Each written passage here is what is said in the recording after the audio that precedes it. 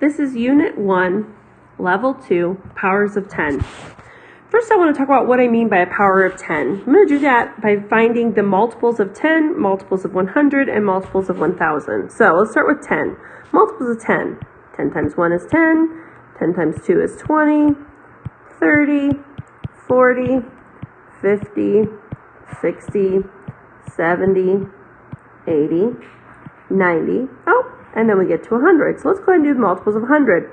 100, 200, 300, 400, 500, 600, 700, 800, 900,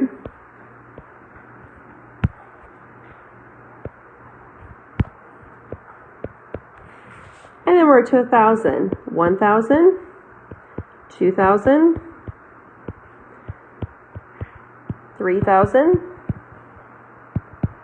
4,000, 5,000, and so on. What we notice is each of these numbers, when we go up, we have 10, and we look at 100, all we've really done is add another 0. Get up to 1,000, we've just added another 0. These are what we call the powers of 10. It's going to be important to know that these powers of 10 because we can do some special things with them. For example, when I multiply by a power of 10, like if I were going to take 40 times 200, I could multiply it all the way out, but I don't have to. Because it's a power of 10, I'm able to first multiply the basic fact. So I'm going to underline the non-zero numbers, 4 and 2. 4 and 2 is an easy fact. 4 times 2 is 8. Then I can just attach the same numbers of zeros that are in my factors to my product. What that means is I come down here to the two numbers I'm multiplying together and I count the zeros. Here's 1, here's 2, here's 3. So in my number, I'm going to go ahead and add 1, 2, 3. 40 times 200 is 8,000. This is something that you've probably done before, but you just didn't realize that it was a powers of 10. Let's go through another example. In my next example, 500 times 30, I can again multiply the basic fact, 5 times 3, and then I just attach the same numbers of zeros in my factors to my product. So here's 1, 2, 3 zeros. That means my answer is going to have 1, 2, 3 zeros. So 500 times 30 is 15,000.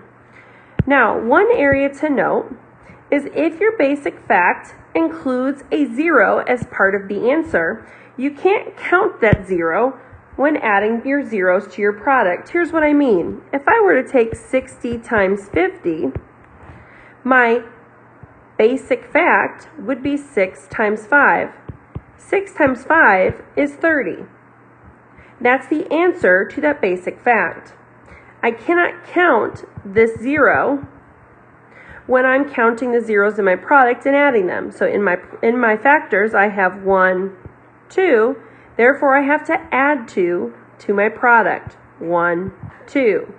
So 60 times 50 is actually 3,000.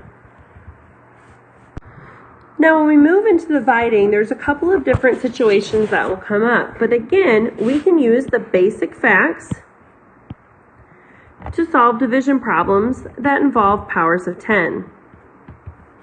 So for example, under this first situation, I call it adding zeros. I'm going to take this problem, 800 divided by 2.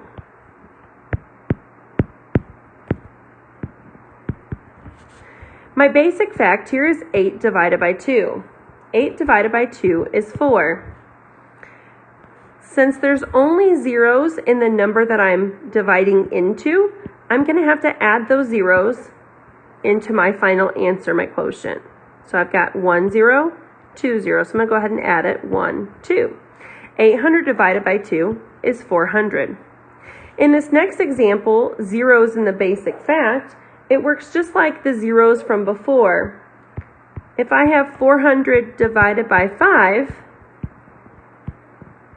my basic fact isn't 4 divided by 5. My basic fact is 40 divided by 5. So I'm using that 0 there as part of my basic fact. So 40 divided by 5 is 8.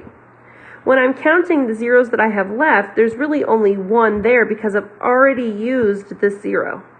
So there's 1 0 there. That means there's going to be 1 0 in my quotient. In the canceling zeros, that's when